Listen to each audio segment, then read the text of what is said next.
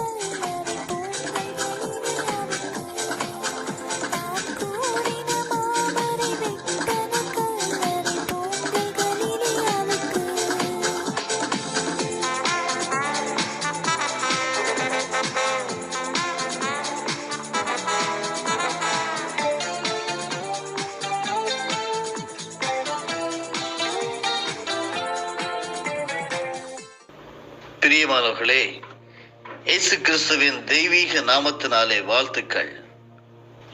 ஜெபம் செய்வோமா? நேற்றும் இன்றும் என்றும் மாறாதவராய் இருக்கிற நல்ல தகப்பனே, இந்த நாளின் காலை வேளைக்காக உமக்கு நன்றி செலுத்துகிறோம், ஸ்தோத்திரம் செலுத்துகிறோம். நீ நல்லவர், போதுமானவர், எங்களை ஆசீர்வதிக்கிறவர், வழி நடத்துகிறவர், பாதுகாக்கிறவர். உம்மோடு பேச தந்த வாய்ப்பிற்காக ஸ்தோத்திரம். தினம் ஒரு சத்திய வார்த்தை ஆடியோ பதிவிலே அடியனுடைய வாயின் வார்த்தைகளும் எங்களுடைய எல்லாருடைய இருதயத்தின் தியானங்களும் உம்முடைய சமூகத்தில் பிரீதியாக இருப்பதாக. ஆமேன். இன்றைக்கான தலைப்பு, ஒளிக்கு பயப்பட வேண்டாம், அது அச்சம் அகற்றும் ஒளி. திருமறையின் ஆதார வசனம் யோவான் 3:20. பொல்லாங்கு செய்கிற எவனும் ஒளியினிடத்தில் வராதிருக்கிறான். John chapter 3 verse 20. For everyone practicing evil does not come to the light. தியான பகுதி யோவான் 3 வசனங்கள் 20 மற்றும் 21. பொல்லாங்கு செய்கிற எவனும் ஒளியை பகைக்கிறான், தன் கிரியைகள் கண்டிக்கப்படாதபடிக்கு ஒளியினிடத்தில் வராதிருக்கிறான். சத்தியத்தின்படி செய்கிறவனோ தன் கிரியைகள் தேவனுக்குள்ளாய் செய்யப்படுகிறது என்று வெளியாகும்படிக்கு ஒளியினிடத்தில் வருகிறான் என்றார். ஒளிக்கு பயப்பட வேண்டாம். தத்துவ ஞானியான சாக்ரட்டிஸ் தனது சீஷர்களை பார்த்து பாவத்தை கட்டு பயப்படுங்கள் என்று அடிக்கடி சொல்லி வந்தார். ஆனாலும் ஞானியின் சீடர்கள் கூட்டத்தில் வேலி தாண்டும் வெள்ளாடு போன்று சீடர் ஒருவர் இருந்தார். ஒருவரை அந்த சீடர் சொல்லக்கூடாத வீட்டுக்குள் சென்று விட்டு வெளியே வந்தபோது சாலையிலே வந்து கொண்டிருந்த தனது ஒரு குரு சாக்ரட்டிஸை பார்த்து விட்டார். பார்த்தவர் பயந்து ஓடி ஒளிந்த போது அவரை பார்த்து ஒளிந்து கொண்ட தன்னுடைய சீடரிடம் தேடி சென்று, சீடனே, ஏன் என்னை பார்த்து பயப்படுகிறாய்? நீ அந்த வீட்டுக்குள் நுழையத்தான் பயப்பட வேண்டும், வீட்டை விட்டு வெளியே வர பயப்பட தேவையில்லை. பாவம் செய்யத்தான் பயப்பட வேண்டுமே தவிர பாவத்தை விட்டு வெளியே வர பயப்பட தேவையில்லை என்றார். இருளை கண்டு பயப்படுகின்ற பெரும்பாலானோரை தான் நாம் கண்டிருப்போம். ஆனால் வெளிச்சத்தை கண்டு பயப்படுகின்ற மக்களும் வெகு சிலராக இருக்கவே செய்கின்றனர். வெளிச்சத்தை கண்டு பயப்படுவதை ஹீலியோபோபியா என்று அழைக்கின்றனர். தவறு செய்கிறவர்கள் தங்கள் தவறுகள் வெளியில் அறியாமல் இருக்க இருளை விரும்புகிறார்கள். ஆனால் ஒளியை கண்டு பயப்படுகிறார்கள். கவனம், ஒளி தவறை வெளியரங்கமாக்கும். உண்மையாய் வாழ்பவர்கள் ஒளியைத்தான் விரும்புவார்கள். இன்று நாம் வாசிக்க கேட்ட வேத பகுதியிலே யோவான் 3ஆம் அதிகாரத்திற்கு கொடுக்கப்பட்டுள்ள தலைப்பு த நியூ பர்த், ஒரு புது பிறவி என்று சொல்லலாம். ஆண்டவராகிய இயேசு கிறிஸ்து தன்னுடைய வாய்மொழிகளாலே சொன்ன வார்த்தைகளை தான் இங்கு நாம் வாசித்தோம். பொல்லாங்கு செய்கிற எவனும் ஒளியை பகைக்கிறான், தன் கிரியைகள் கண்டிக்கப்படாதபடிக்கு ஒளியினிடத்தில் வராதிருக்கிறான். அடுத்த வசனம் சொல்லுகிறது, சத்தியத்தின்படி செய்கிறவனோ தன் கிரியைகள் தேவனுக்குள்ளாய் செய்யப்படுகிறது என்று வெளியாகும்படிக்கு ஒளியினிடத்தில் வருகிறான் என்றார். அருமையானவர்களே, ஆண்டவரை அறிந்த நமது வாழ்வு ஒளியின் வாழ்வு. அதை நீங்கள் மறந்துவிடக்கூடாது. நாம் ஒளிக்கு பயப்பட வேண்டிய தேவையே இல்லை. கிறிஸ்துவின் ஒளியில் நடக்க அழைக்கப்பட்டிருக்கின்ற நாம் தவறுகள் இழைத்தாலும் வெறுமனே பயந்து கொண்டிருக்காமல் அவைகளை அறிக்கை செய்து விட்டுவிட இந்த காலை வேளையிலே அழைக்கப்படுகிறோம். நம் வாழ்வின் இருளை அகற்றி நம்மை ஏற்றுக்கொள்ளும் நித்திய ஒளியாம் நம்முடைய ஆண்டவரின் ஒளியிலே அழைக்கத்தான் இந்த காலையில வேளையிலே பரிசுத்த வேதாகத்தின் மூலமாக நமக்கு தூது விடுக்கப்படுகிறது. ஏனென்றால் அந்த ஒளியினுடைய மகத்துவம் என்னவென்றால் அது அச்சம் அகற்றும் ஒளி.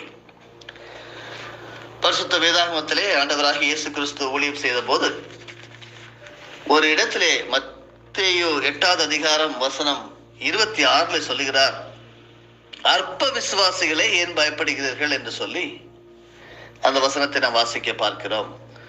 மத்தேயு 8 வசனங்கள் 18 முதல் 27 வரையில நான் படிக்கிறேன். பின்பு திரளான ஜனங்கள் தம்மை சூழ்ந்திருப்பதை இயேசு கண்டு அக்கறைக்கு போக கட்டளையிட்டார். அப்பொழுது வேதபாரகன் ஒருவன் வந்து, போதகரே, நீர் எங்கே போனாலும் உம்மை பின்பற்றி வருவேன் என்றான். அதற்கு இயேசு, நரிகளுக்கு குழிகளும் ஆகாயத்து பறவைகளுக்கு கூடுகளும் உண்டு, மனுஷகுமாரனுக்கோ தலை சாய்க்க இடமில்லை என்றார். அவருடைய சீஷர்களில் வேறொருவன் அவரை நோக்கி, ஆண்டவரே, முன்பு நான் போய் என் தகப்பனை அடக்கம் பண்ண எனக்கு உத்தரவு கொடுக்க வேண்டும் என்றான். அதற்கு இயேசு, மரித்தோர் தங்கள் மரித்தோரை அடக்கம் பண்ணட்டும், நீ என்னை பின்பற்றி வா என்றார். அவர் படகில் ஏறின போது அவருடைய சீஷர்கள் அவருக்கு பின் சென்று ஏறினார்கள். அப்பொழுது படகு அலைகளினால் மூடப்படத்தக்கதாய் கடலில் பெருங்காற்று உண்டாயிற்று. அவரோ நித்திரையாயிருந்தார். அப்பொழுது அவருடைய சீடர்கள் வந்து அவரை எழுப்பி, ஆண்டவரை, எங்களை இரட்சியும், மடிந்து போகிறோம் என்றார்கள். அதற்கு இயேசு, அற்ப விசுவாசிகளே ஏன் பயப்படுகிறீர்கள் என்று சொல்லி எழுந்து காற்றையும் கடலையும் அதட்டினார்.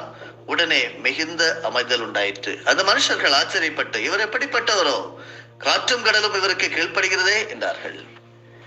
அச்சமகற்றும் ஒளி. அருமையானவர்களே, அற்ப விசுவாசிகளே என்று நம்மை பார்த்து ஆண்டவர் இந்த காலை வேளையிலும் சிலரை பார்த்து கூறுகிறார். கோர்டன் பாவல் என்ற உளவியலாளர் இன்றைய சூழ்நிலையில் மனித குலத்தை பிடித்திருக்கும் மனநோய்களில் மாபெரும் ஒன்றாக விளங்குவது பயம் என கூறுகிறார். பயம் என்பது ஏதோ ஒரு சில மனிதர்களை மட்டும் பாதிக்கின்ற அம்சமாக இல்லை. மாறாக எல்லா மனிதர்களுமே ஏதாவது ஒன்றை நினைத்து பயப்பட்டு கொண்டுதான் இருக்கிறார்கள். கேட்டுக்கொண்டிருக்கிறவர்களே, சற்று சிந்தித்து பாருங்கள், உங்களுக்கு எப்படிப்பட்ட பயம் இருக்கிறது என்று. அரசன் ஒருவன் தன் நாட்டை கொடுங்கோல் ஆட்சி செய்து வந்தான்.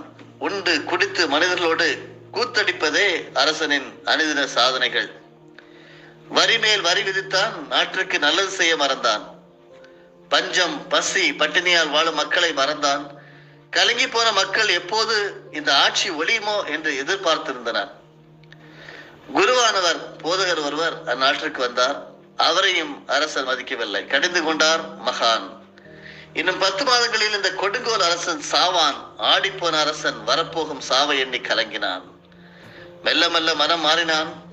குருவானவரின் சினத்திற்கு ஆளாகிவிட்டனே, இனி நல்லாட்சி புரிவேன், நற்பெயரோடு சாவேன் என உள்ளத்தில் தீர்மானம் செய்து கொண்டான். நல்லாட்சியை ஆரம்பித்தான். உண்டு குடிப்பதை மறந்தான். மக்கள் நலத்திட்டங்களில் கவனம் செலுத்தினான். வரிச்சுமையை கால் பகுதியாக குறைத்தான். 10 மாதங்களில் நாடு போற்றும் நல்ல ஒரு அரசனான பெயர் பெற்றான். கேட்டுக்கொண்டிருக்கின்ற அருமையான தேவனுடைய ஜனங்களே, இன்னும் நாம் வாசிக்க கேட்ட பகுதியிலே, 2வது தியான பகுதியிலே, இயேசு கிறிஸ்துவும் சீஷர்களும் படகில் பயணம் செய்கிறார்கள்.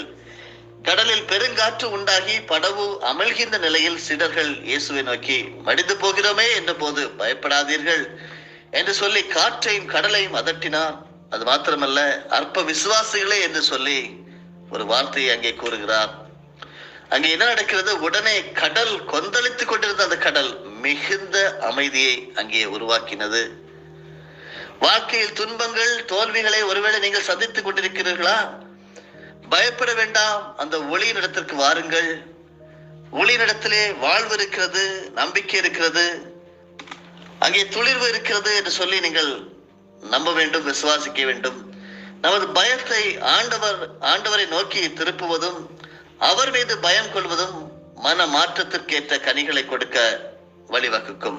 உலகத்தை பார்த்து, சூழ்நிலைகளை பார்த்து பயப்படுவதை விட இயேசு கிறிஸ்துவை பார்த்து பயப்படுங்கள். பயப்படுங்கள் என்று நான் சொல்லுகிற போது கீழ்ப்படியுங்கள்.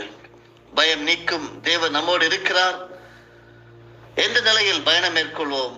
ஆண்டவர், நம்முடைய ஆண்டவர், நம்முடைய பிதா, நம்மை மீட்டுக் கொண்டவர், நம்முடைய ரட்சகர், நம்முடைய பயம் எல்லாவற்றையும் நீக்கி நமக்கு நல்வாழ்வு தர காத்து கொண்டே இருக்கிறார். ஒளிக்கு பயந்தவன் வாழ்வு இருட்டாகும்.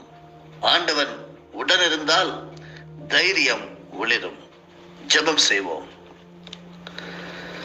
நல்ல கர்த்தாவே, புது பிறவி எடுத்திருக்கின்ற எங்கள் ஒவ்வொருவருக்கும் ரட்சிப்பின் அனுபவத்தை பெற்று ஒரு புதிய பிறவியாக, ஒரு புது மனுஷனாக இருக்கக்கூடிய எங்களுக்கு காலை வேளையிலே கற்றுத்தந்த சத்தியம் என்னவென்றால், அப்பா, பொல்லாங்கு செய்கிறவனா இருந்தால் எவனும் அவன் ஒளியை பகைக்கிறான். ஒளியாகிய உம்மை நாங்கள் பகைக்காமல் இருக்க கர்த்தாவே எங்களுக்கு உதவி புரியும். தன் கிரியைகள் கண்டிக்கப்படாதபடிக்கு ஒளியினிடத்தில் வராதிருக்கிறான் என்று சொல்லி நீங்க சொல்லியிருக்கீங்க. ஆண்டவரே, எங்களுடைய டீட்ஸ், எங்களுடைய காரியங்கள், நாங்கள் செய்யக்கூடிய ஒவ்வொரு விஷயங்களும் உம்மிடம் வராதபடிக்கு ஏதாவது தடுக்குமானால் கர்த்தாவே, இன்று நாங்கள் மன்னிப்பை பெற்றுக் கொள்கிறோம். ஒளியினிடத்தில் நாங்கள் வருகிறோம். இந்த காலவெளியிலே உம்முடைய சத்தியத்தின்படி செய்ய விரும்புகிறோம். எங்களுடைய கிரியைகள் உமக்குள்ளாய் செய்யப்படுகிறது என்று வெளியாகும்படிக்கு நாங்கள் ஒளியினிடத்தில் வருகிறோம் என்று சொல்லி நாங்கள் எங்களை அர்ப்பணித்து செபிக்கிறோம். என்னோடு இணைந்து அர்ப்பணிக்கிற ஒவ்வொரு பரிசுத்தவான்களை, விசுவாசிகளை ஆண்டவரே, சகோதர சகோதரி கரங்களை தந்து செபிக்கிறேன். ஒளியின் இடத்திலே வந்து உண்மையிலே இருக்கக்கூடிய ஒளியை நாங்கள் பிறருக்கு பிரகடனம் பண்ண, ஆசீர்வாத வாழ்க்கையை தொடர்ந்து அனுபவிக்க உதவி செய்யும். இயேசு கிறிஸ்துவின் மூலம் ஜெபிக்கிற நல்ல தகப்பனே, ஆமென். என் ஆத்துமாவே கர்த்தரை ஸ்தோத்தரி, என் முழு உள்ளமே அவருடைய பரிசுத்த நாமத்தை ஸ்தோத்தரி. என் ஆத்துமாவே கர்த்தரை ஸ்தோத்தரி, கர்த்தர் செய்த சகல உபகாரங்களையும் மறவாதே. ஆமேன்.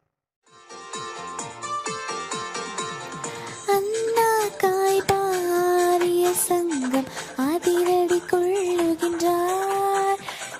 பூத கணங்கள் இடியொலி கண்டு பயந்து நடுங்குகின்றார். பூத கணங்கள் இடியொலி கண்டு பயந்து நடுங்குகின்றார்.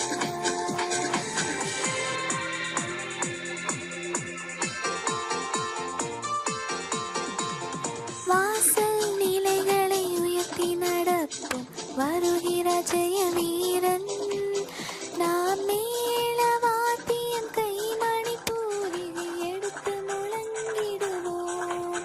நாம் மேல வாத்தியம் கைமணி பூரிகை எடுத்து முழங்கிடுவோம்.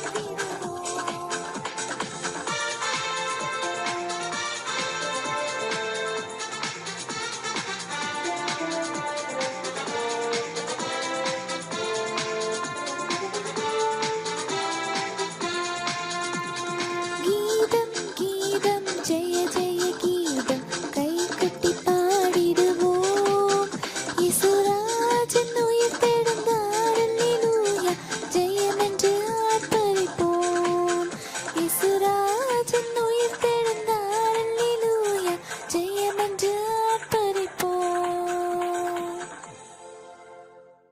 நம்முடைய ஆண்டவராகிய இயேசு கிறிஸ்துவின் மூலமாக உங்களை நாங்கள் மனமாற ஆசீர்வதிக்கிறோம்.